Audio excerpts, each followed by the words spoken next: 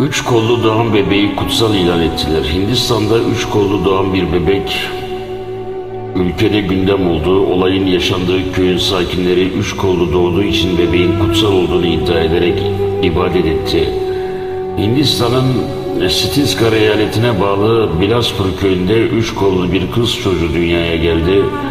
Bebek sağlıklı olmasına rağmen göğsünün sağ tarafından üçüncü bir kolla dünyaya geldi. 3 aylık bebeğin annesi Radhika Shahu kızının ilk doğduğunda göğsünün sağ tarafından bir çıkıntı olduğunu fark etti.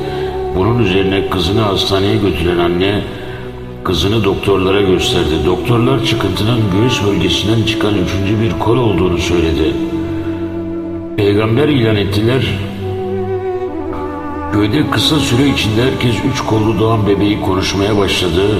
Bazı köylüler bebeğin peygamber olduğunu düşünürken bazıları da yaşadıkları eve gelip kıza ibadet etmeye başladı.